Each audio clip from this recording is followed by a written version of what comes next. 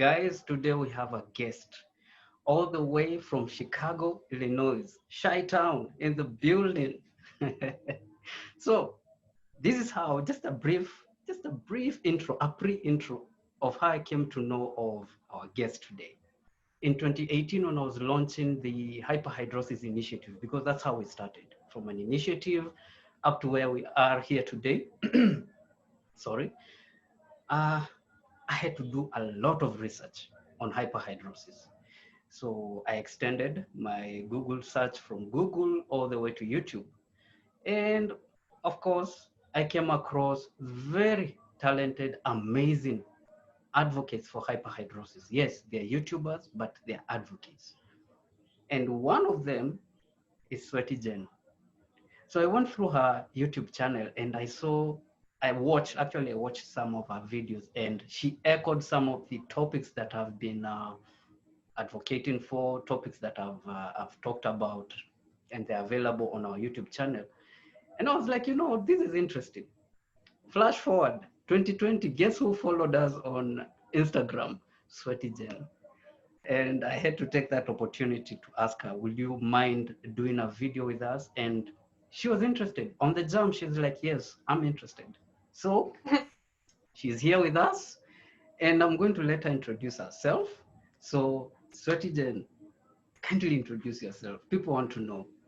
Jambo, Jina langu ni Sweaty Jen, kutoka Chicago. And I'm Sweaty Jen.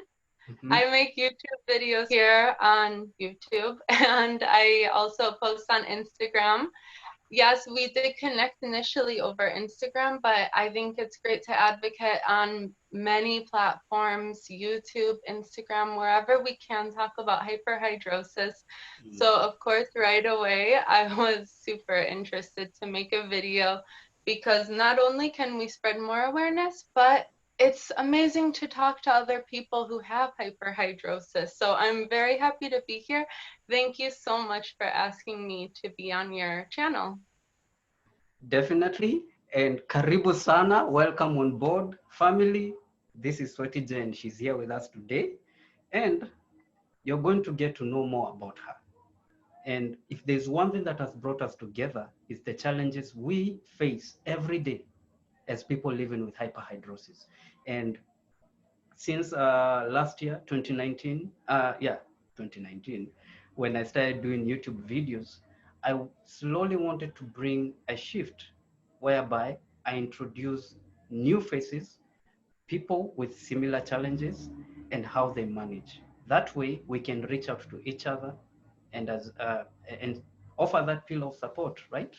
So, since she's here and she has introduced herself, now let us go right down to the topic, hyperhidrosis, right? And by the way, welcome to the Sweatuationship. Welcome to the. Thank you. Happy to be here in this Sweatuationship.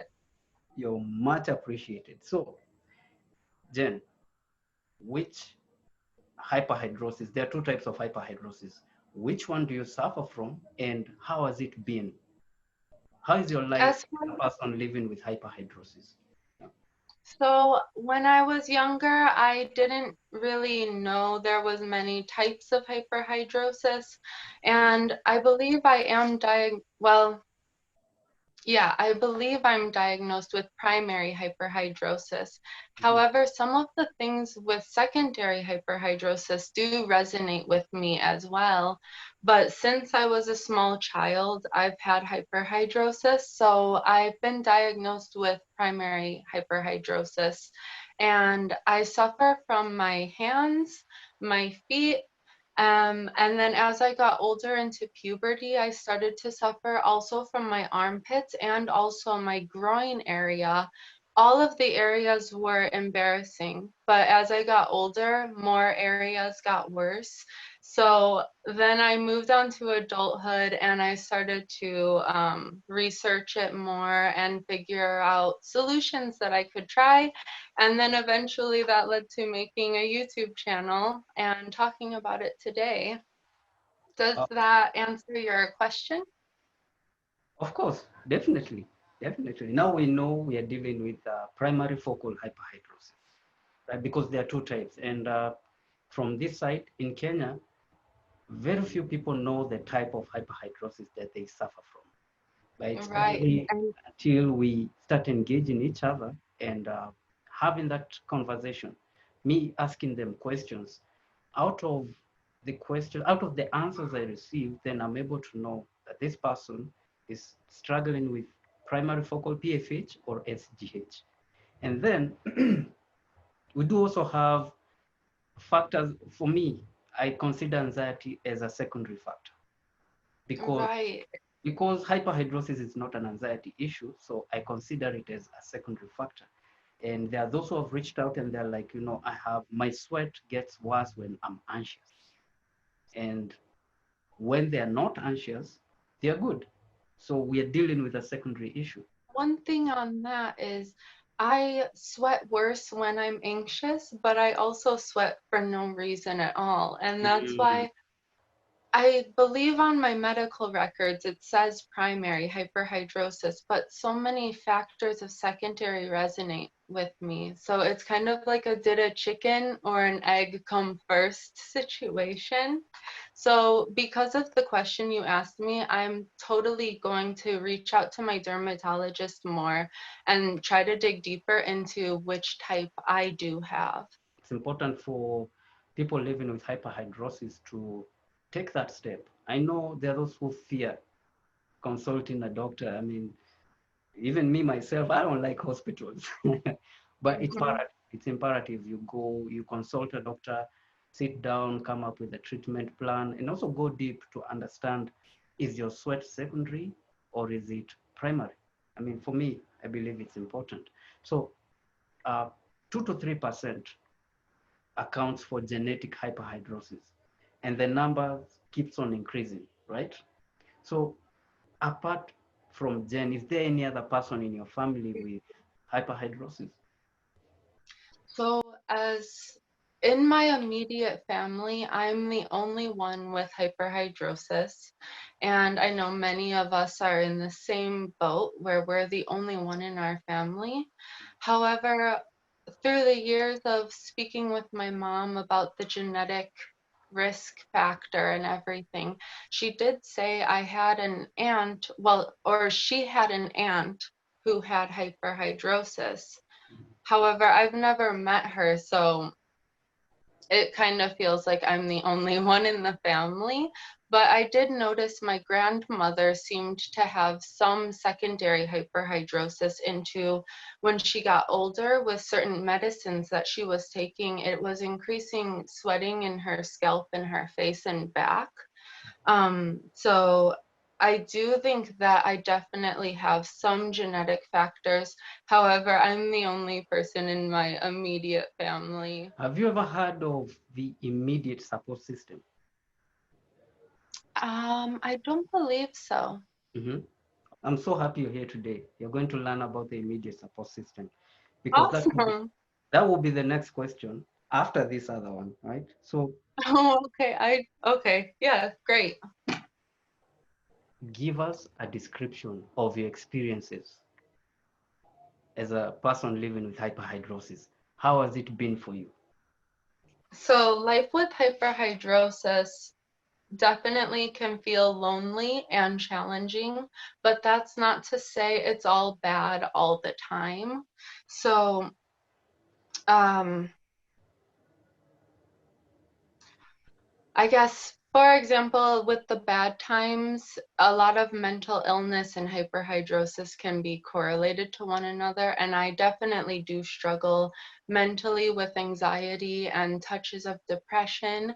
So life can be very challenging and exhausting at times with hyperhidrosis.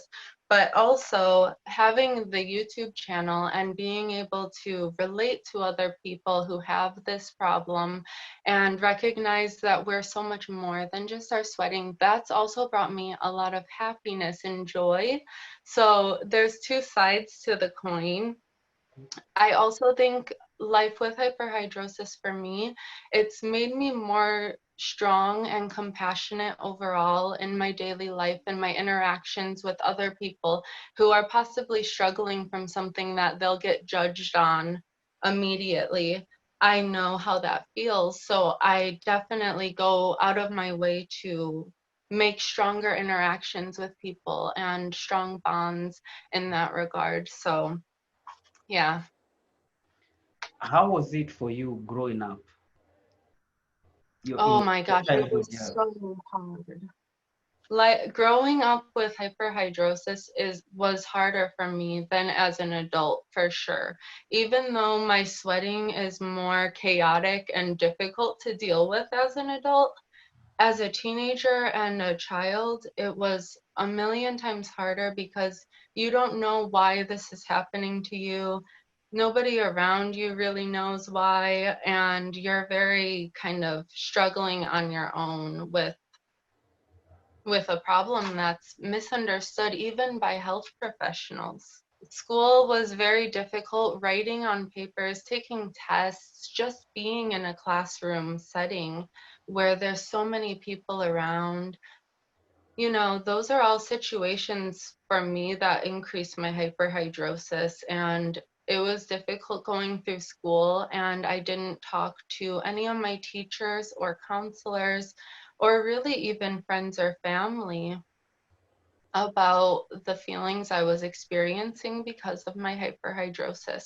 So I do highly suggest, if you are in school struggling, to meet with the disability office or the counselors to talk about what you're going through, because being alone and feeling like there was no way out was the hardest part growing up and being in school. But there is a way out and there is hope. Absolutely. This sums up to this question, the next question, the immediate support system. If I may explain to you, the immediate support system comprises of family, friends, and loved ones. And it doesn't end there, it extends to employers, colleagues, and the people in your circle, right? So let us focus on the, the main unit, which is the family unit. Is your family supportive? Have they been supportive of you since childhood? Because yours is primary focal, right? Since childhood Yeah. up to where you are today. Have they been supportive? Yes, yes and no. Yes, because when I explain what I need from them, they're very supportive and loving. However, no, because they just don't know how to help sometimes. And when people don't know how to help or a solution, sometimes that can just cause stupid arguments or, upset feelings, getting hurt and stuff like that. But through my childhood, my brothers were my favorite people in the world. I felt comfortable around them. I would share controllers with them on video games, even though the controller would be dripping with sweat. I'd hand it right over. No worries. So I definitely thank my brothers for not judging me or calling it gross or making me feel different for my sweating, because they're amazing people. So And how about your friends? How about your friends? Do you have a best friend? my best friend is definitely my husband. He's my best friend. Mm. Definitely through thick and thin, he's always there with me, supporting me every step of the way, encouraging me to be a better version of myself every day and push myself out of my comfort zone to achieve what I want to achieve. Wow, and kudos to him, power to him. And Even though he does not have hyperhidrosis. we appreciate you for supporting Jen. You know, this is what most of us we yearn for and we look for and we need. And the immediate support system is therapeutic. It's very therapeutic. You need that, and you cannot equate it to any form of treatment because it stays with you, and this is something that you pass down to the next person, right? In my case, I'm the only one in the family, in a family of four. I'm the only person with excessive sweating. Now, let me picture for you a scenario where bullying happens both at home. It starts from home and school. And this is something you're living with every day. Of course, I don't blame my parents and I don't blame my siblings because they didn't know. Even I myself, growing up, I didn't know that my sweat was actually a medical condition. I didn't know. I had no clue. This is where now the immediate support system steps in. When you have that foundation, when they lay that foundation, it doesn't matter what you face on the outside.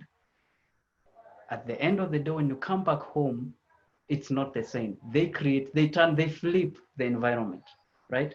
And a Mhm. majority of us, we lack that. So when I hear from you that you receive support from your spouse, your own husband, which was the next question, but I'm glad you've answered it. If he is supporting you and he is there for you, actually walking with you in your sweat journey, then I appreciate him.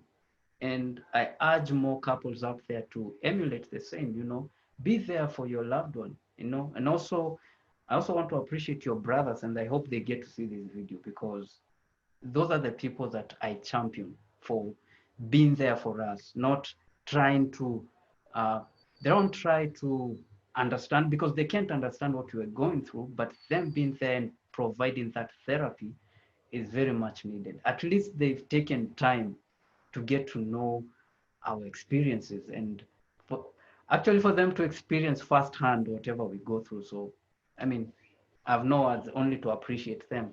So Yeah. we have talked about challenges and still uh, things have changed technology wise. You know what I'm talking about, the biometric systems of identification and all that, and technology Mhm. keeps on improving. What are the challenges you face in terms of technology?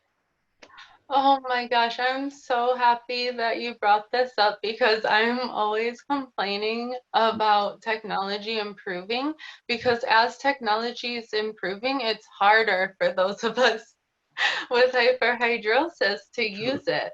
Yeah. It's so much harder. I miss like the flip phones Mm. with the no touch screens, no fingerprint. For me, I wasn't a fan of the touchscreen phones. I wasn't a fan of it. The thought of Me it too. it drove me off the edge. I was like, what? Now I have to invest and buy a phone. No, I was more into the QWERTY type of phone, the QWERTY phones. Those Yeah. they were the game changer for me.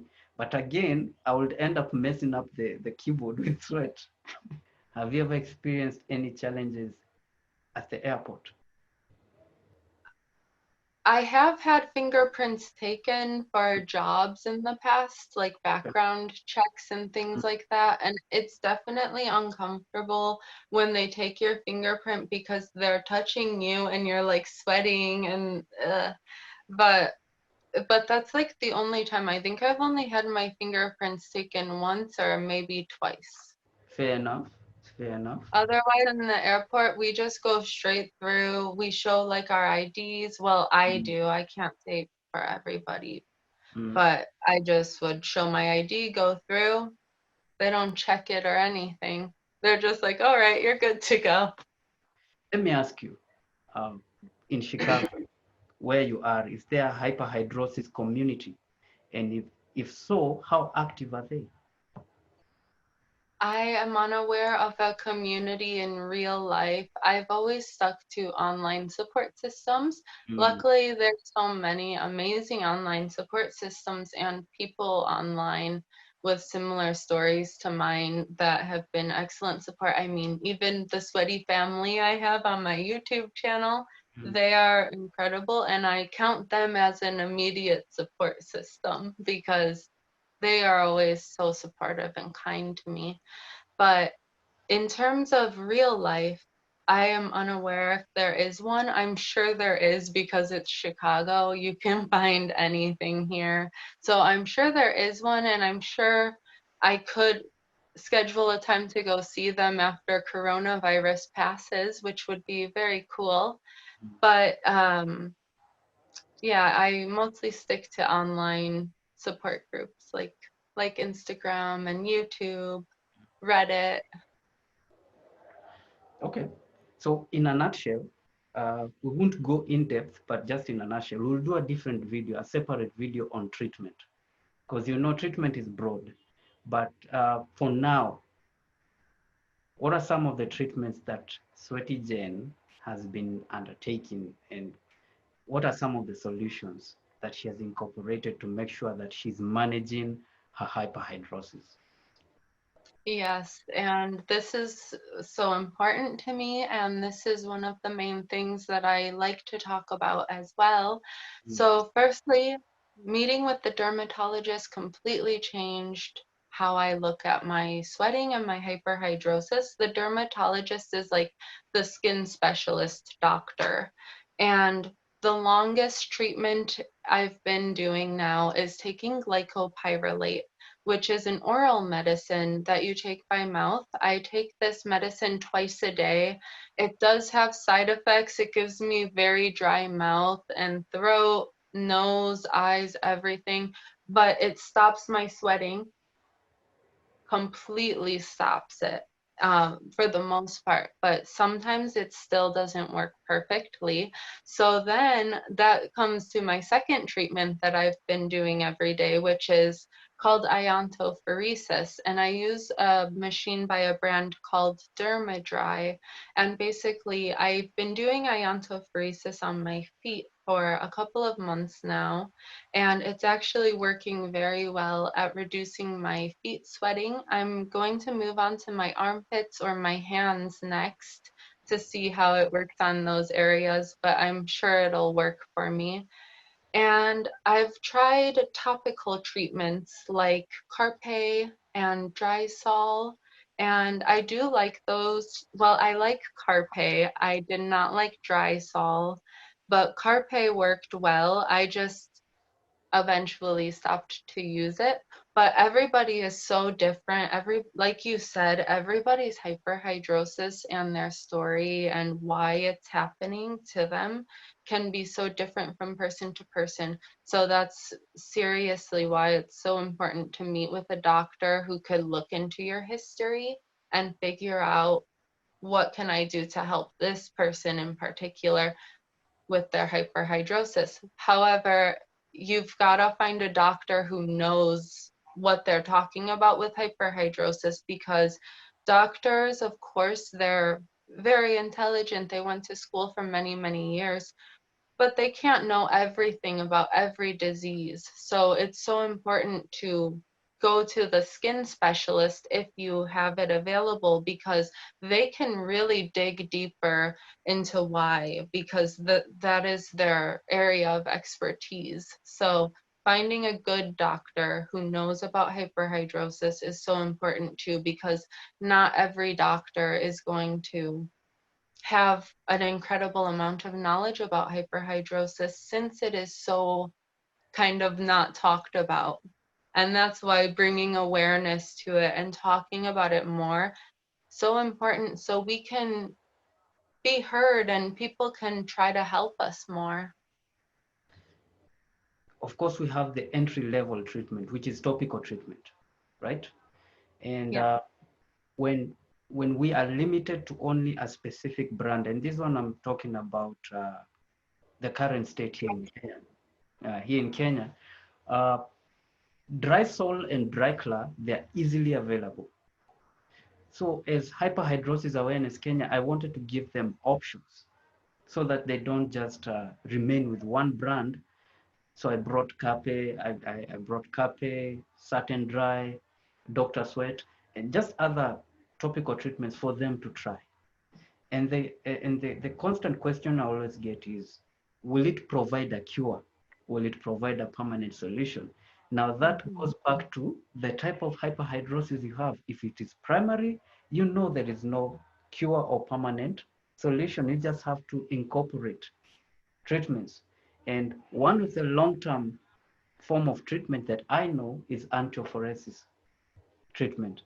That is long term because you have this machine at home, you do your sessions. Of course, for I think the first month you have to do it like daily, and then probably you can schedule just to see the Yeah. progress itself, right?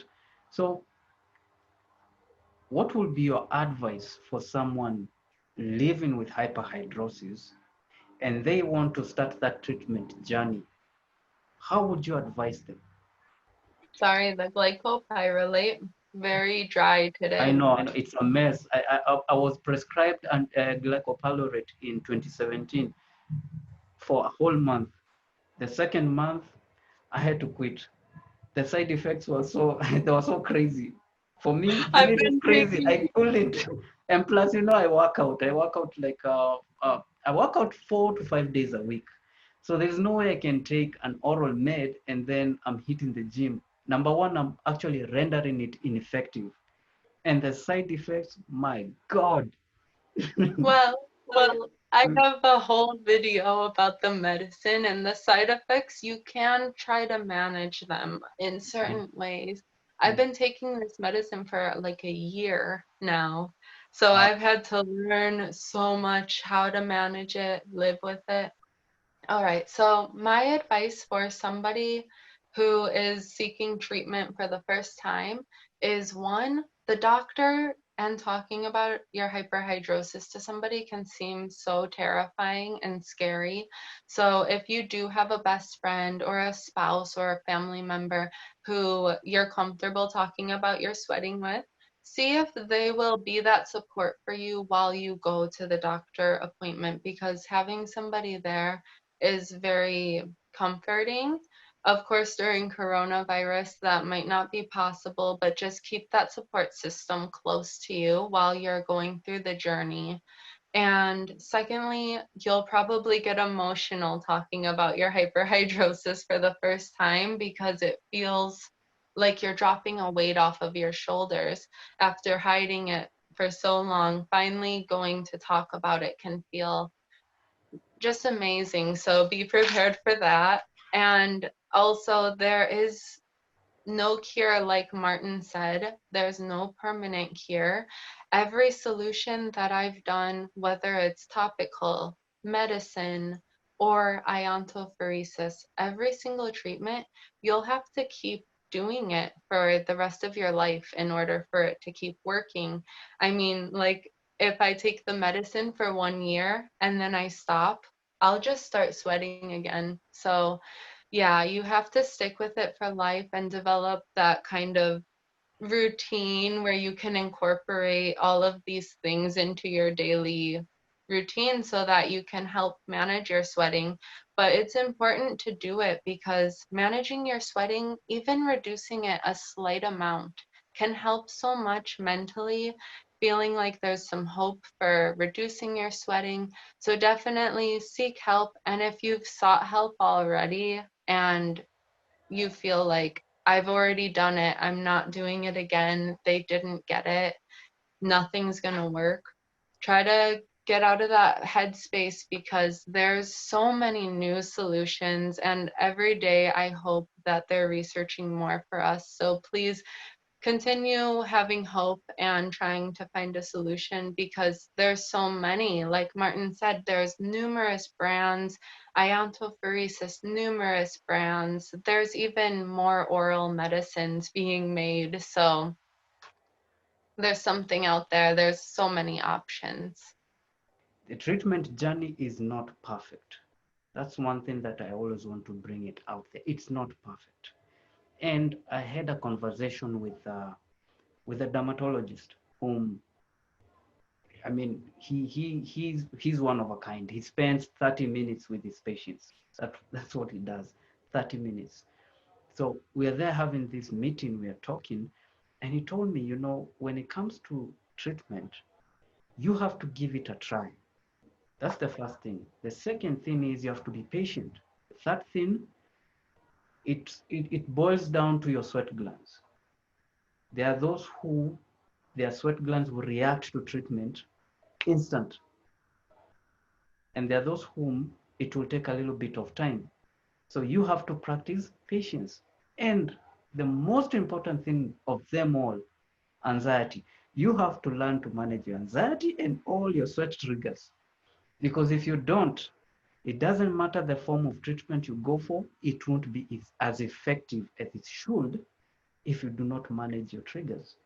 True or false? True.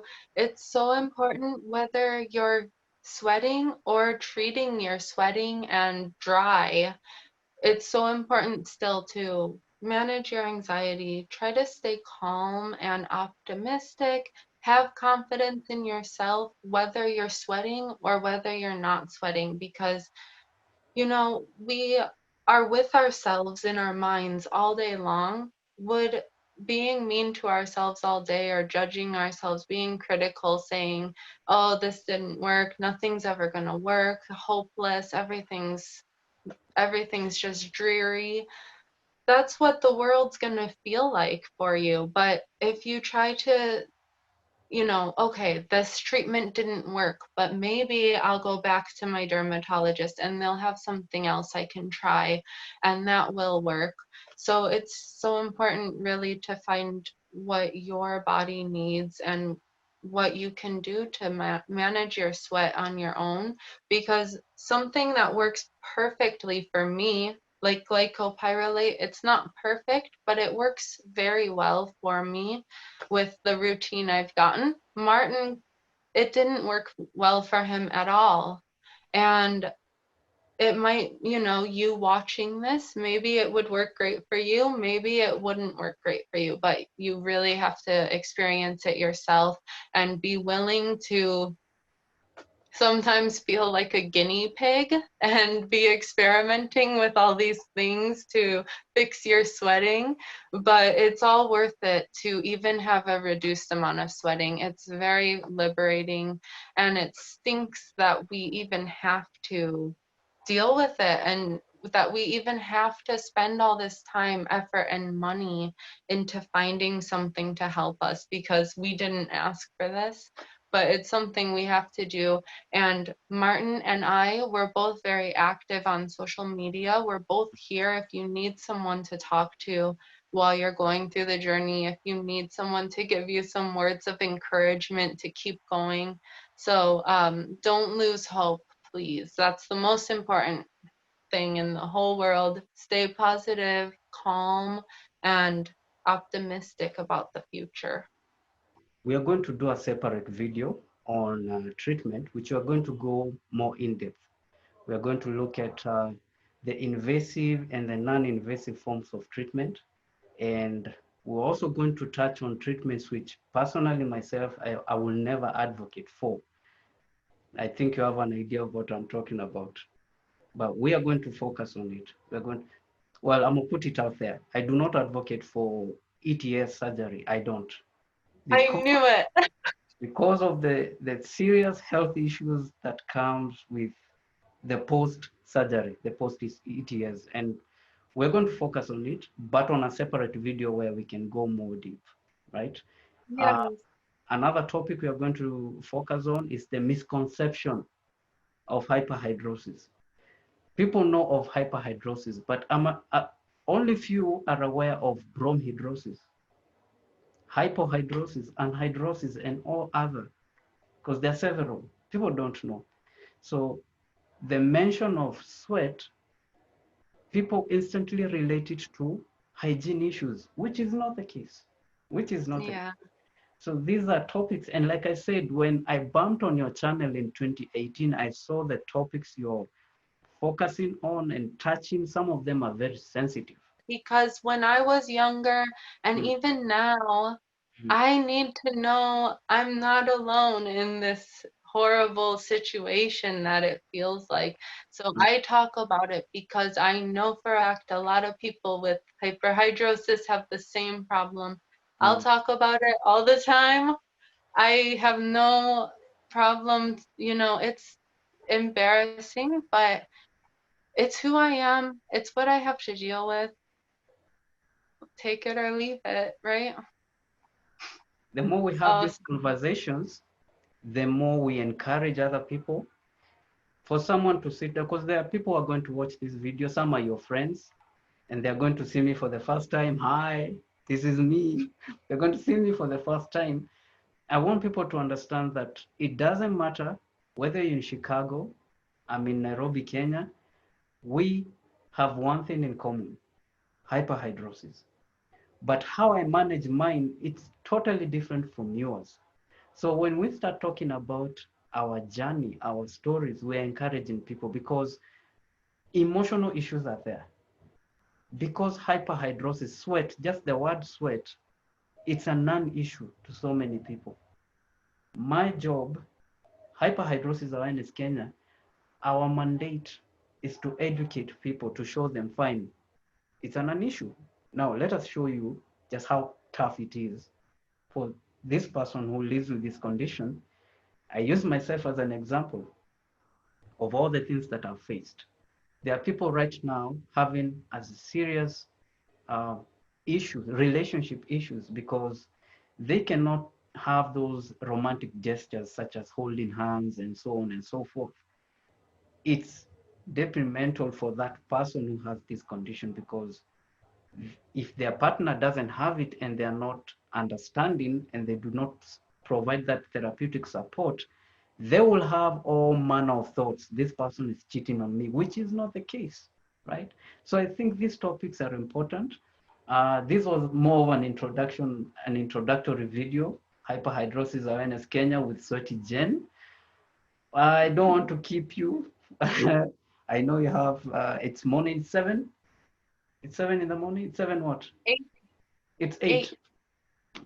It's almost 4 East African time. I don't want to keep you for long, but thank you very much for your time, Jen. I appreciate. Thank you for accepting our invitation and talking about hyperhidrosis. Is there anything you may want to add? And what will be your last word for us? I want to add, please check out my YouTube channel. Like Martin said, I talk about a wide variety of topics, and I'm very open to video suggestions of topics if you want to hear about my experiences with them. So please check it out and join my sweaty family, because we have some great conversations in the comments, and I absolutely love making videos, and I would appreciate it very much. And then also, my last word is just remember you're not alone, because I know it can feel like it. Even with a screen separating our faces, it can feel like we're still alone. But remember, in moments where your sweating is so bad, that there's other people out there who know how it feels and who understand completely. So just stay positive and smile. Well, thank you very much. I will include your YouTube channel on our description box, and all your social media handles that I know. I know you're on Instagram and YouTube. Do you have a Facebook page? I don't have a Facebook page, but I may get one in the future. That's something that I've been wanting to do. So I'll mention it when I make one. No worries. We'll share your YouTube channel and your Instagram account. That will share. So, Jen, thank you for your time. And for sure, we are going to do another video. This was an introductory video. We are going to cover more topics ahead. We'll always be scheduling and doing our recordings. And yeah, and feel free to also tag people along in these conversations, because we can't do it by ourselves. We want to hear from others. We want to know how someone maybe in another state, how are they managing their hyperhidrosis? How are the doctors, the specialists, the skin doctors, and also the government? Is the government contributing towards hyperhidrosis treatment? I mean, these are conversations which we must shape. We must talk about them, so that if we are not going to benefit, then those who come after us, let us create a shade for them. Right now, we are the ones planting the trees. We are the roots, right? We may not enjoy the shade, but those who are going to come after us are the ones who are going to enjoy the shade. So let us create that foundation for them. Thank you very much for your time. And And thank you, Martin. Thank you, Sweatuationship, for having me. I loved talking with someone else who understands how I feel. There's something very comforting about that. So I appreciate you having me on again. Thank you. okay, and be sure we are going to do a second video. But until then, may you have a nice day. Stay safe. Until then, tuonane baadaye. Thank you. Thank you, Jen. Thank you. Okay.